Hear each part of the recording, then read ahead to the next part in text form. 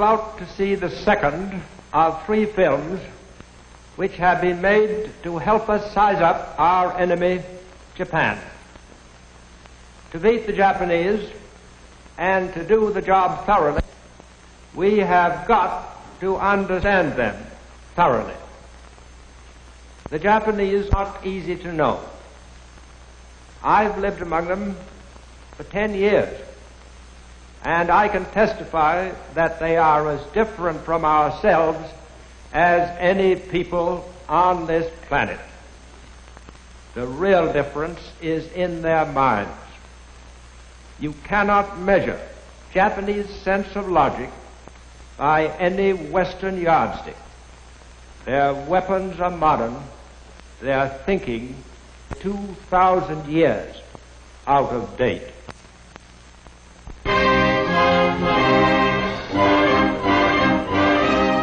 To the 70 million people of Japan, Hirohito, their emperor, is a god, through direct descent from the great sun goddess Amaterasu. They believe that he personally owns Japan, its land, its resources, and even themselves. And they believe that it is the right and destiny of Japan's emperors to rule the whole world. To bring about the fulfillment of this destiny and to destroy all nations and peoples which stand in the way of its fulfillment is the sacred duty of Japan's army and navy. The army of Japan is a well-trained, sternly disciplined force of fanatics steeled to reckless courage by a primitive moral code which assures to every man who dies in battle an immortal life among the Shinto gods.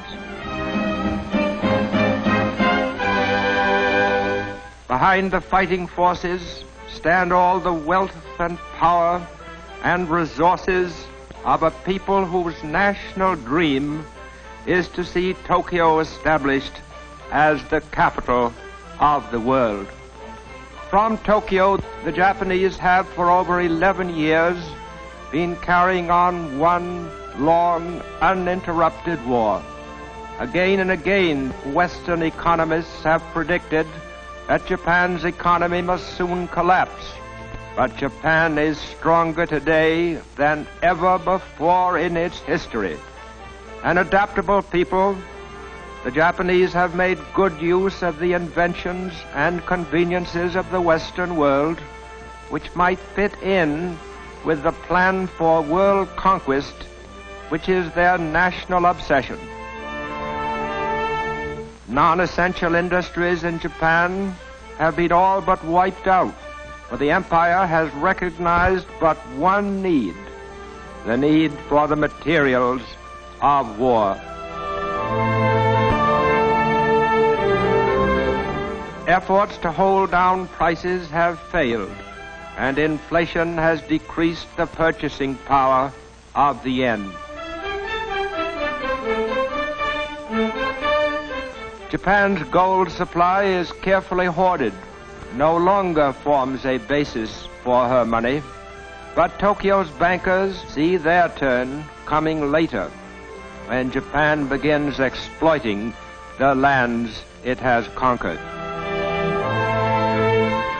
Most eagerly sought securities on the Tokyo Stock Exchange are the shares of government-controlled corporations set up to develop the gold and iron and timber of the Philippines, the abundant rubber and tin of Malaya, the oil and quinine of the Dutch East Indies, all the raw materials needed to make Japan self-sufficient in a war which many of its leaders believe may last a century. Never an inventive or creative people, the Japanese have always depended on the scientific and industrial knowledge of the Western world. And now that they are at war with Britain and the United States, they find their chief source from which to borrow fast-changing production techniques in Nazi Germany.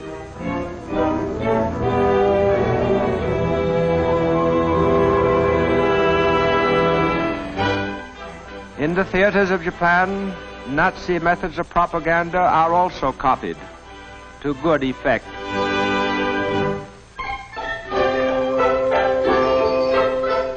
The Nazi concept of total war is highly satisfying to the Japanese mind, for throughout its modern history, Japan has been a totalitarian state preparing for total war.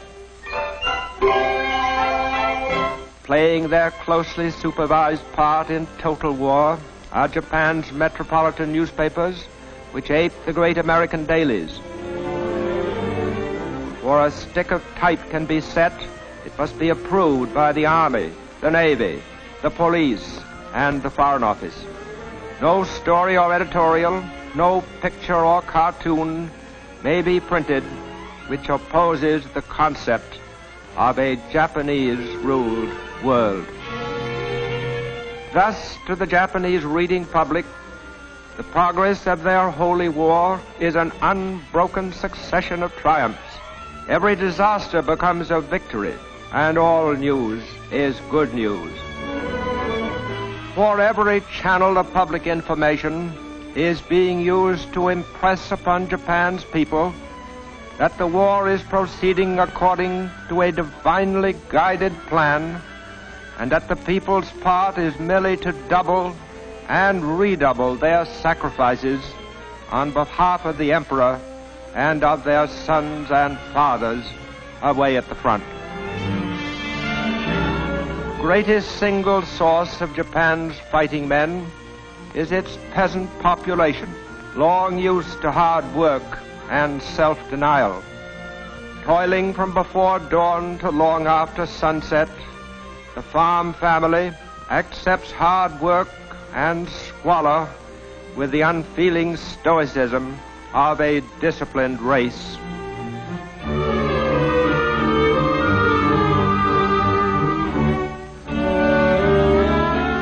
Homes are crudely built with a framework of wooden beams and walls of mud and chopped straw.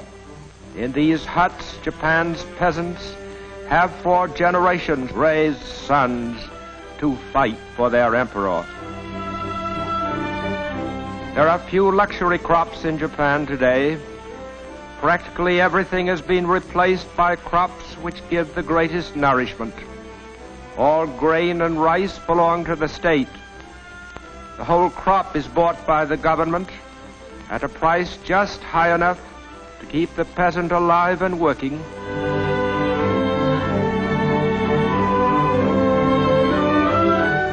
And in a nation where land is the chief source of food and life, no square foot of farmland, however meager, is left untilled.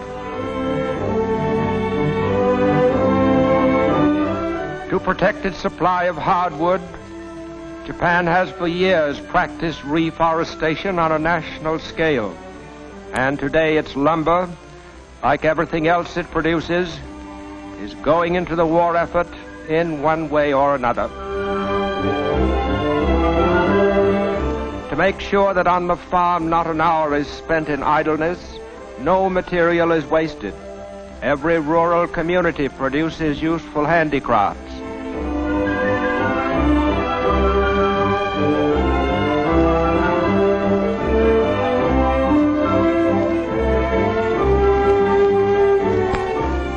In the towns and villages, home industry is also the rule, and in these homes lies much of Japan's industrial strength.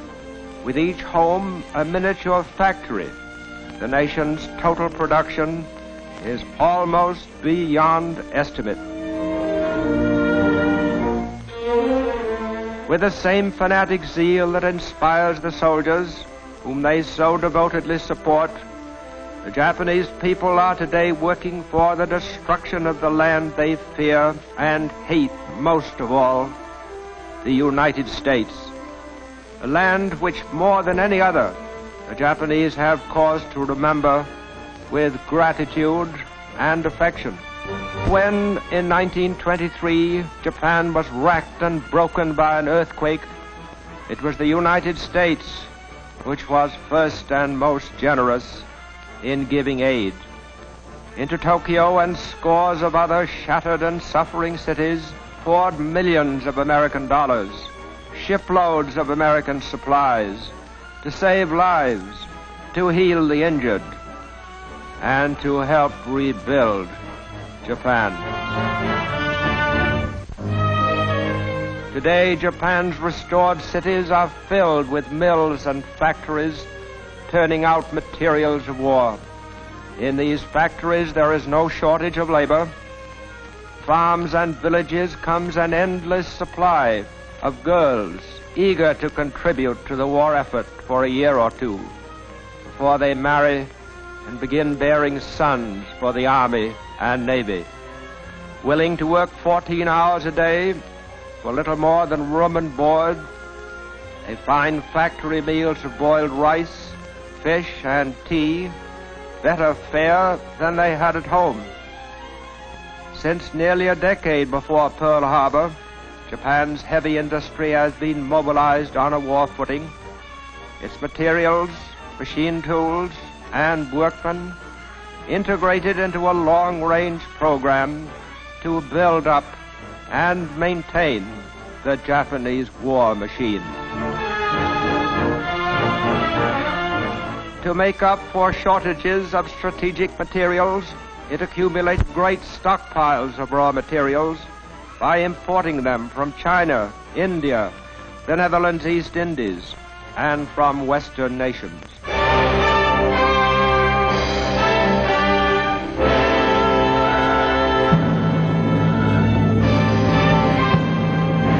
Japan's state religion is Shintoism, which teaches that Japan is a heavenly land, protected by their gods, who have even taken the form of a divine wind, which scattered and confounded enemy fleets.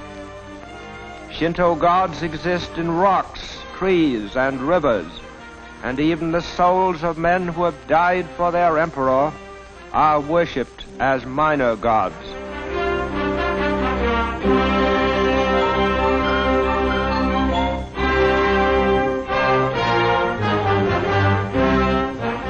And in the immemorial fashion of these ancestors, they fortify with pageantry and savage symbolism the belief that innumerable and deities in them to be the conquerors of the world. Early in life, Japanese school children learn to feel the proper reverence for national heroes, for by implanting such devotion, the empire is assured of a youth imbued with fanatical courage and militarist ideals.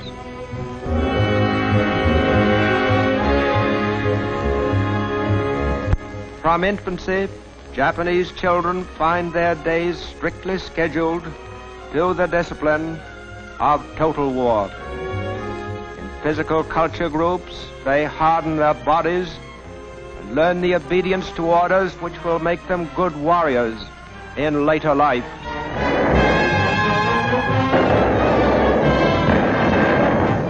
By wreaking pitiless destruction upon unarmed cities and their helpless people, and by slaughtering all those who stand in Japan's way, the young Japanese will win honor and grace in the sight of his gods.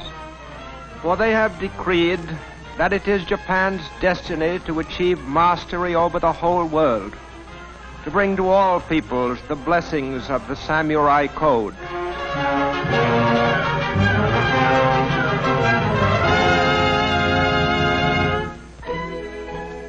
In learning to read and write the complex Japanese language of more than 4,000 characters, there is stern discipline for the mind.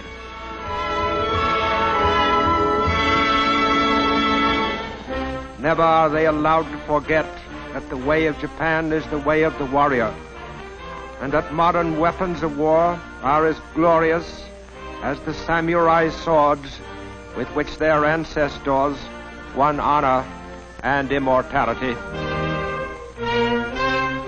To the Japanese child, these are not mere planes and ships, but symbols of the conquering might of his august emperor. As he grows older, the future Japanese soldier devotes a large part of his time to the study of warfare. He learns to submerge his individuality in mass drills and maneuvers, which teach him the fundamentals of the life he will soon lead.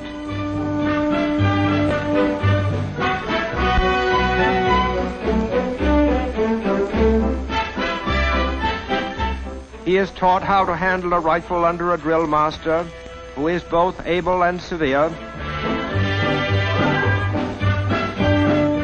He is trained so that handling a gun becomes second nature to him, in preparation for the time when he will be a full-fledged soldier ready to die for his emperor. Anticipating worldwide expansion, Japan has for years maintained a school of military government and colonial administration, where picked young Japanese learn the approved attitude and method of ruling conquered people in a conquered territory.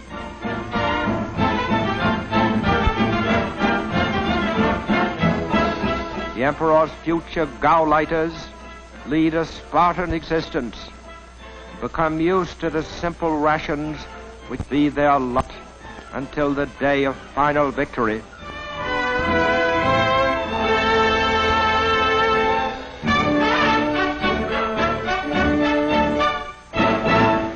At 17, every Japanese becomes automatically eligible for military service, and on his induction into the army, his years of military training and ingrained discipline begin to serve the nation.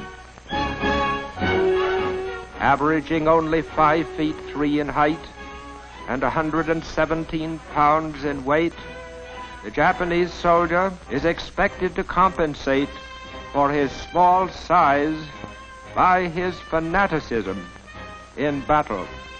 Under the eyes of an elite corps of officers, the new soldier spends nearly 2 years learning how to take care of himself.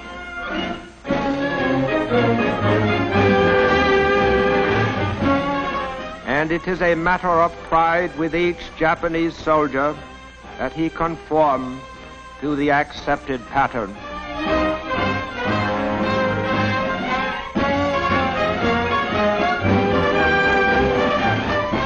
He is taught that the greater the odds are against him, the more glorious will be his death.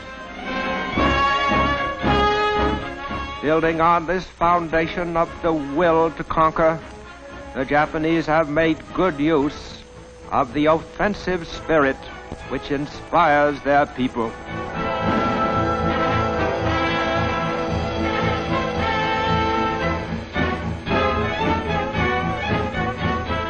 Today, they believe themselves well on the way to realizing their imperial dream, the dream of uniting all mankind into one worldwide household with Japan at its head. This, then, is the enemy, primitive, murderous, and fanatical. This war machine, this empire can be beaten. But let us make no mistake, for total victory, we must make total sacrifice. Against the madness of Japan, nothing less than all our efforts will suffice to bring peace and security in our time.